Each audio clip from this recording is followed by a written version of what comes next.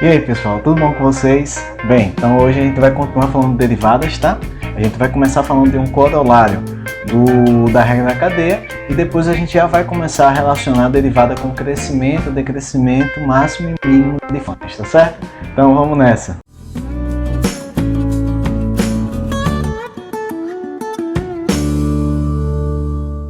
Bem pessoal, então só para a gente demonstrar esse corolário da regra da cadeia, ele é interessante porque ele estabelece uma regra a mais, digamos assim não, ele estabelece sim uma regra a mais, tá? Nos ajuda a calcular, por exemplo, a derivada de uma raiz enésima, né, da função raiz enésima, por exemplo. Então ele diz o seguinte, seja f uma objeção de x em y, e seja g a inversa de f, né? Então g é igual a f a menos 1, que vai de y em x. Tá. Se f é derivável no ponto A, que pertence a x, interseção com os pontos de acumulação de x, e g é contínuo no ponto f de A, que a gente vai denotar por B, tá? G contínua, veja, f derivável em A, g contínua em f de A, beleza? Ponto. Então, tá? Aqui é a hipótese primordial, digamos assim, né? A hipótese base, tá? Então, g é derivável no ponto B se e somente se f' de A é diferente de zero. Em caso afirmativo, g' de B é 1 sobre f' de A, tá certo? Então eu tenho que provar esse se somente se aqui, né? Eu estou supondo que f é derivável em A e que g é contínua em f de A, que eu estou denotando por B. Tá? E aí eu tenho que provar que g é derivável em B se somente se f' de A não é zero. Ele já está dizendo, olha, nesse caso g' de B é 1 sobre f' de A, beleza? Ajuda a gente, né, saber quem é g' de B, beleza? Na volta isso vai ajudar a gente. Vamos lá.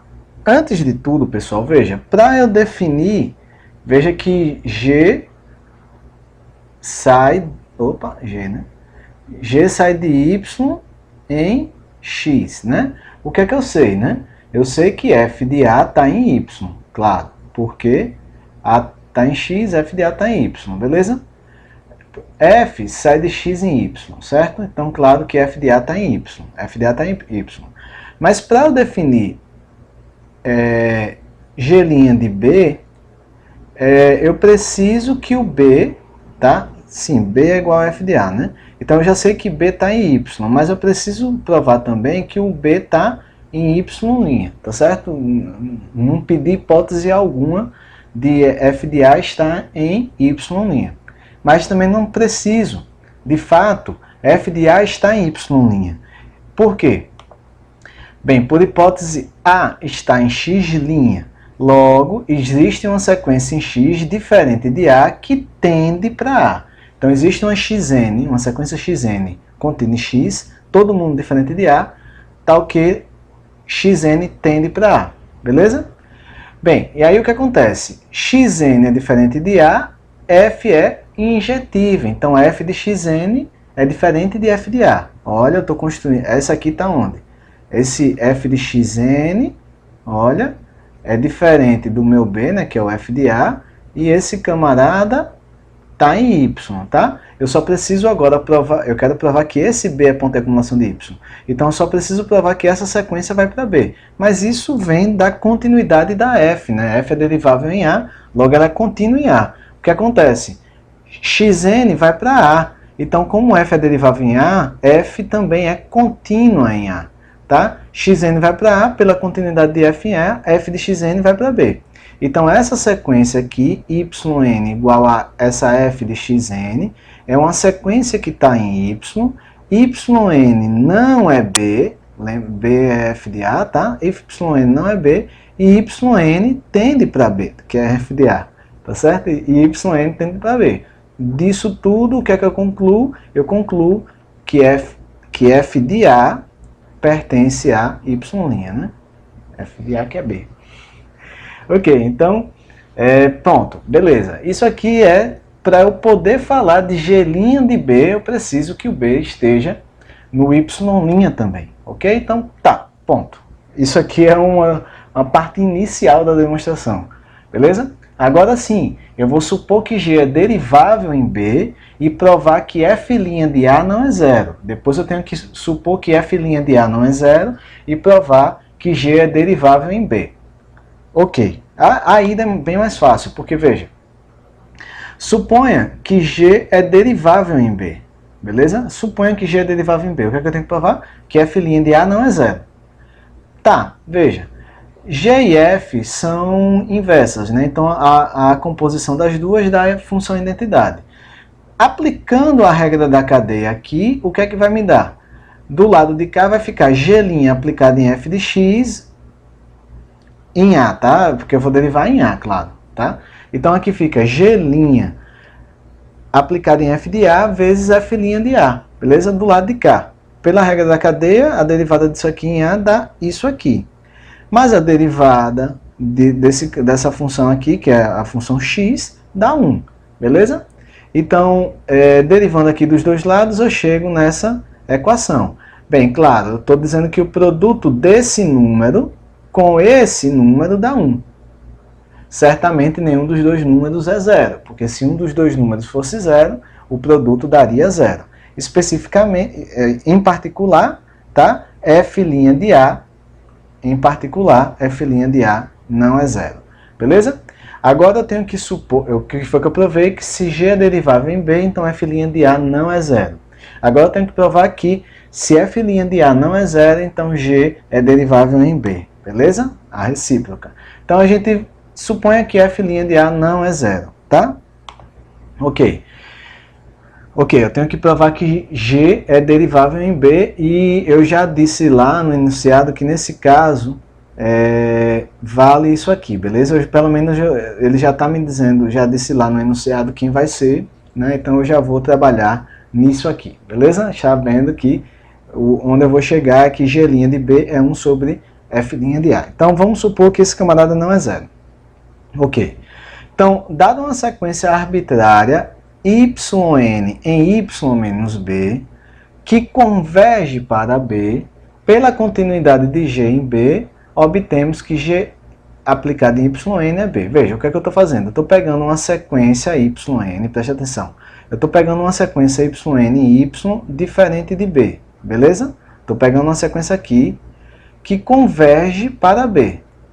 Pela continuidade, porque veja que a hipótese inicial era que f era derivável em A e G era contínuo em B, tá? Isso é a hipótese base, puf, beleza? E aí tem um se somente sim embaixo, tá? Então, por hipótese base lá, a G é contínua em B. Veja que essa parte da hipótese é interessante. Veja, não é assim, se f é derivável em A, então a inversa de f é derivável em B. Não. Se f é derivável em A e G é derivável em B, se f' de A não é zero, então G é derivável em B, tá? Beleza? Então a gente tem essa hipótese de G ser contínuo em B. Então aqui eu tenho uma sequência em Y, diferente de B, tendendo para B. Beleza? O diferente de B vai entrar já, mas a gente tem uma sequência em Y tendendo para B. Beleza? Pela continuidade da G, o que é que eu tenho? Que G de Y' vai para G de B. Lembre que B é f de A e G é a inversa da f. Então G de B é A, beleza? Tranquilo? Olha, onde é que eu quero chegar, pessoal? Só para vocês terem ideia. Eu quero, veja, o que é a derivada de G em B? Pelo teorema lá que relaciona limites de sequências com limites de funções, tá? Que eu já falei antes, tá? Como eu peguei aqui uma sequência arbitrária em y menos b, por isso o menos b é por causa do teorema, eu peguei uma sequência arbitrária em y menos b tendendo para b. Então, g' de b na verdade, é o limite, né, de y quando tende para b de g y menos gb sobre y menos b. Beleza? A definição é essa. Só que aquele teorema lá de sequências garante-se que se eu pego uma sequência arbitrária em y menos b tendendo para b, então esse limite aqui é igual ao limite dessa sequência aqui.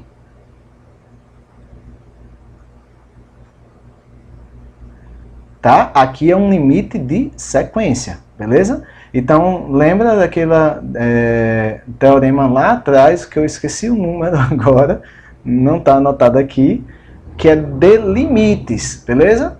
Tá? Que é de limites. Então, aqui, eu estou considerando o limite dessa função aqui, que é a função quociente, beleza?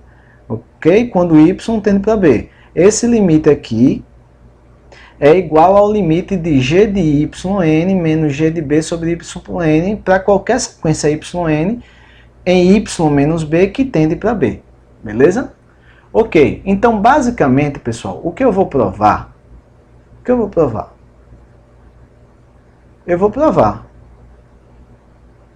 que esse limite aqui,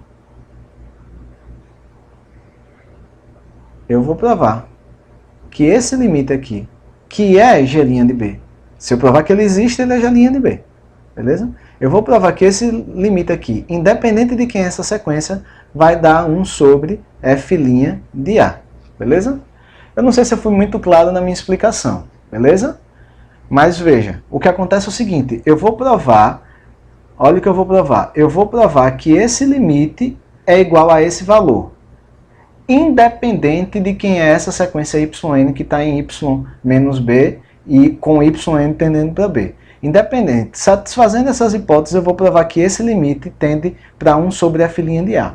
Então, por aquele teorema lá de limites, que eu não me lembro o número agora, tá? Por aquele teorema de limites, eu posso até olhar o número aqui.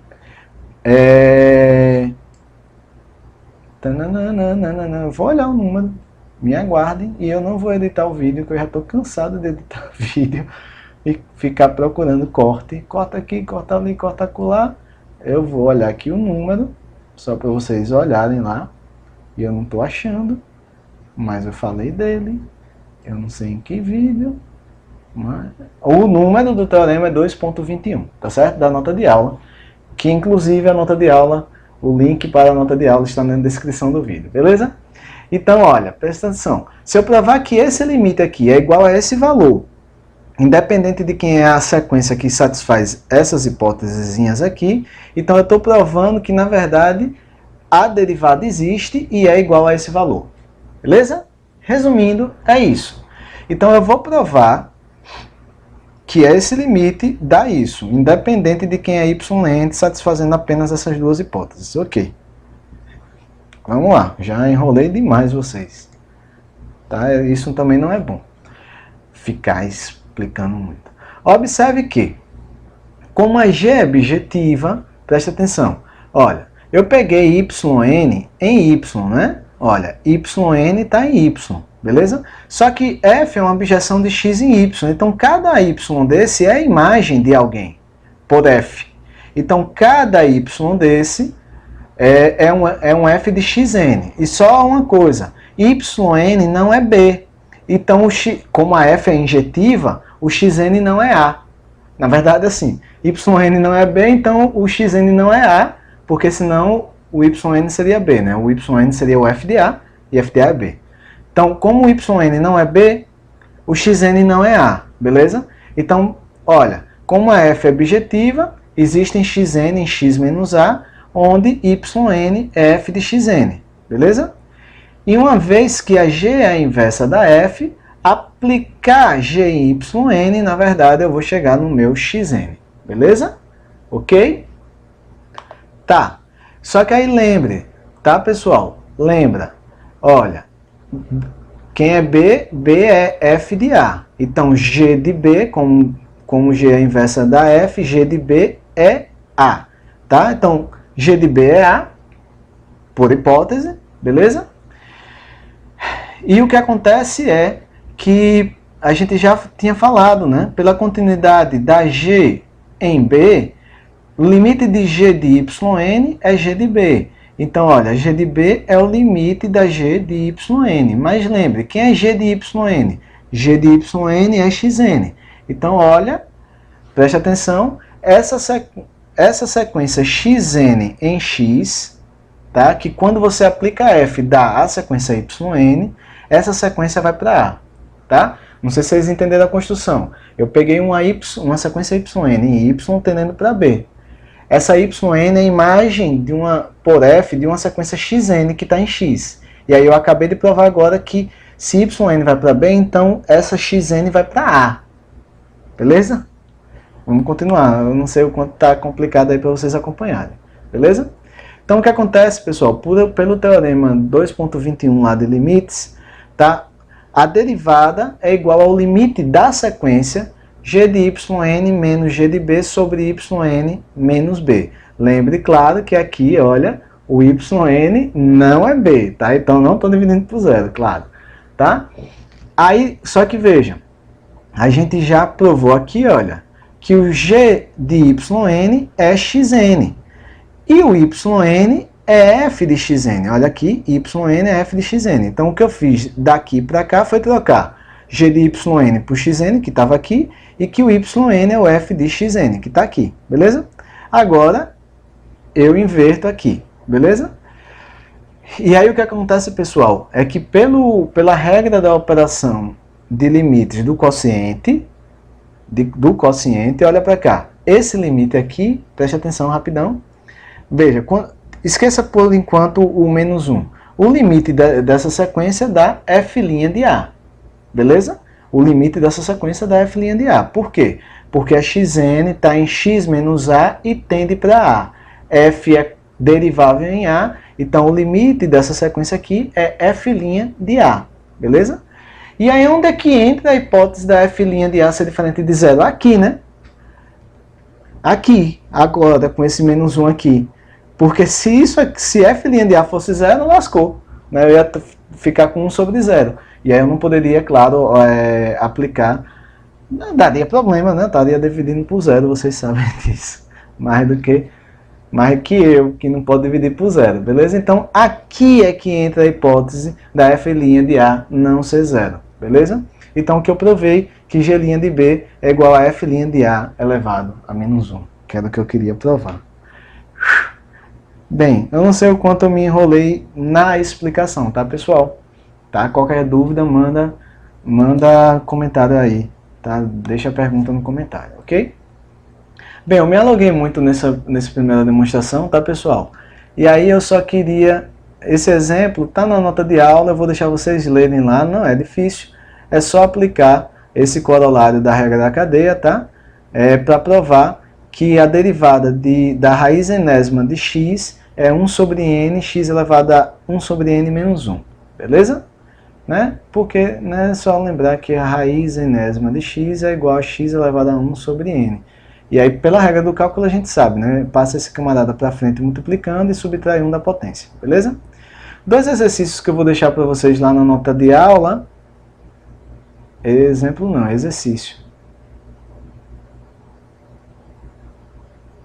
Tá?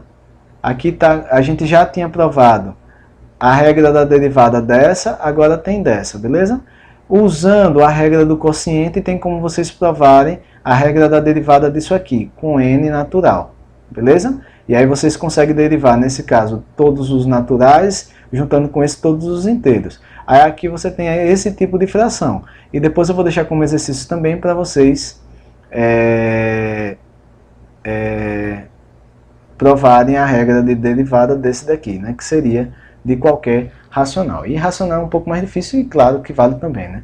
A gente sabe do cálculo que isso aqui é verdade, né? Sempre que está bem definido, isso aqui é verdade.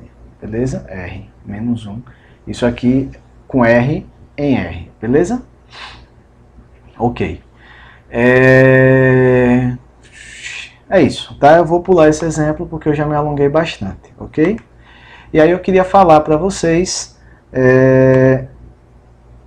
só uma coisa interessante, tá, pessoal? É que essa função raiz enésima, exceto quando o n é 1, se o n for maior do que 1, ela não é derivável no ponto zero, beleza? E aí eu deixo como exercício para vocês provarem. Mas a ideia, por exemplo, pense, por exemplo, na raiz quadrada, né? Eita, desenho bonito. O que acontece é que a reta tangente no zero seria, né, uma reta vertical. E aí estaria com problema porque a derivada né? Se existisse derivada aí, seria tangente de 90 graus, que não existe, tá? Ok. Mas é exercício para vocês fazerem, ok? E agora vamos começar a relacionar, tá? Eu vou demonstrar esse primeiro teorema e tem mais uma sequência de teoremas que é do mesmo tipo que esse e a demonstração é basicamente a mesma. Então só vou demonstrar o primeiro, claro, tá? A gente vai começar a relacionar derivadas com crescimento e decrescimento de função, como também de existência de máximos e mínimos locais e globais, ok? A gente vai começar agora. Tá, então veja o que esse teorema garante para a gente. Esse teorema nos diz o seguinte: seja f derivável à direita no ponto A, que pertence a x e é ponto de acumulação à direita de x, tá? Se a derivada à direita de A é positiva, então existe um delta positivo, tal que, se x está no domínio e x está entre A e A mais delta, isso implica que f de A é menor do que f de x. Tá? Veja, esse teorema está garantindo o quê? Se a derivada à direita de A é positiva, então existe um intervalozinho tal que, para todo x nesse intervalozinho, f de A com A menor do que x, f de A é menor do que f de x. Aí você pode concluir, não, então tem um intervalozinho que a função é crescente. Não é isso que o teorema está dizendo, não atrapalhe. Por quê? Por que o teorema não está dizendo que ela é crescente nesse intervalozinho? Porque ela não está pegando dois valores no intervalo e aplicando a f, ela não está dizendo isso. Ela não está dizendo isso, beleza? Ela não está dizendo que dado dois camaradas dentro do intervalo, com x menor do que y, quando você aplica f, f de x continua sendo menor do que f de y. Ele não está dizendo isso. Então ele não está dizendo que a função é crescente no intervalo. Ele está sempre comparando A com alguém do intervalo. Não está comparando dois caras quaisquer do intervalo. Entendeu? Espero que sim. Beleza? Então ele não está dizendo que a função é crescente no intervalo, mas já está, né? Já está nos dando uma luz para algo do tipo, beleza? Então, de qualquer forma, se f' de A, se a derivada direita de A é positiva, então existe um delta tal que, se x está no domínio e A é menor do que x, que é menor do que A mais delta, então f de A é menor do que f de x, tá? Ele está sempre relacionando o Azinho, que é o que está na derivada aqui, beleza? Ok. Então, vamos demonstrar isso. É bem simples a demonstração, eu acho simples, tá? Bem, o que é que a gente supôs? A gente supôs que a derivada direita de f em A é positiva. Essa derivada, por definição, é o limite quando x tende para A pela direita de f de x menos f de A sobre x menos A, beleza? Então, esse limite é maior do que zero. Então, por definição de limites, dado um epsilon qualquer, eu vou escolher esse epsilon específico. Epsilon igual a f' de A mais, que é positivo, tá? Então existe um delta, por definição de limites, existe um delta tal que, se x está no domínio, então, se A é menor do que x, é menor do que A mais delta, então a distância desse cara, né, aqui do limite, menos o limite, né? A distância da função menos o limite aqui, tá? Vocês entenderam o que eu queria dizer? Se x está aqui, então essa distância é menor do que epsilon, por definição de limites. Mas o meu epsilon escolhido é o f' de A mais, né? F' mais de A. Tá? É a derivada direita de f em A. Ok. Mas olha, preste atenção, então o epsilon é esse daqui. Isso significa o quê? Lembra? Né? Lembra, né? Quando a gente tinha assim, f de x menos L menor que epsilon. Significa o quê? Significa que f de x está entre L menos epsilon e L mais epsilon, né? Lá na definição de limites. Beleza. Então isso significa que essa expressão aqui está entre isso menos epsilon, né? Isso menos epsilon, e isso aqui mais epsilon. Só que o epsilon é ele mesmo. Então, isso menos epsilon vai dar zero. E isso mais epsilon dá duas vezes ele. Tá? Então, f de x menos f de A sobre x menos A está entre 0 e duas vezes f' mais de A. Ok? Vocês entenderam, né? Beleza, de qualquer forma, o que eu quero é essa primeira parte, olha. essa primeira parte aqui, né? Essa primeira parte, beleza? Que essa expressão é maior do que zero. Né? F de x menos f de a sobre x menos a é maior do que zero, beleza? Passo para lá multiplicando, beleza? Veja que x menos a é positivo, beleza? Isso importa muito. X menos a é positivo porque x é maior do que a. Então, quando eu passo para lá multiplicando, isso significa que f de x menos f de a é positivo, ou seja, f de a é menor do que f de x, beleza? Então, a demonstração é simples. Eu acho simples, beleza? E aí os outros teoremas, pessoal, só para a gente terminar esse vídeo, os outros teoremas que são parecidos com esse, lá eu estava dizendo assim, se a derivada direita de f em a é positiva, então existe um delta tal que se a é menor que x, que é menor do que a mais delta, então f de a é menor do que f de x, beleza? Agora eu estou pegando a derivada à esquerda. A diferença desse teorema para o outro é que eu estou pegando a derivada à esquerda. Eu estou considerando ainda positivo, beleza? Estou considerando ainda positivo. Ainda tem a ideia do crescimento. Né? Só que agora, claro, eu estou tomando a derivada à esquerda, eu estou pegando o x entre a menos delta e a. Isso implica que f de x ainda é menor do que f de a. Veja que derivada positiva me dá uma ideia de crescimento. A gente já sabe isso do cálculo, tá? O próximo teorema, agora eu estou pegando, volto a pegar a derivada à direita, só que agora eu vou considerar a demonstração do mesmo jeito. A demonstração do mesmo jeito, tá? Adaptem aí se vocês, né, tiverem tempo aí para fazer esse exercício. A demonstração é bem simples. Agora eu estou considerando que a derivada à direita é negativa. E aí vai me dar uma ideia de decrescimento, né? Mas como é à direita, claro, eu estou pegando valores à direita do A, beleza? Então se A é menor, existe um delta, tá ok?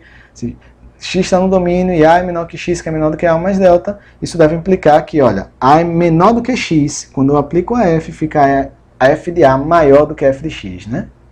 Dá uma ideia de decrescimento, beleza? A demonstração é do mesmo jeito, só que nesse caso, preste atenção, a gente vai tomar o epsilon igual a menos, veja porque eu estou pegando esse cara negativo, né? E na primeira demonstração a gente pega o epsilon igual a ele mesmo, porque era positivo, mas nesse caso a gente vai pegar menos ele, que nesse caso é positivo, ok? Beleza. E o último teorema, que é similar a esses, é eu considerar a derivada à esquerda de A negativa.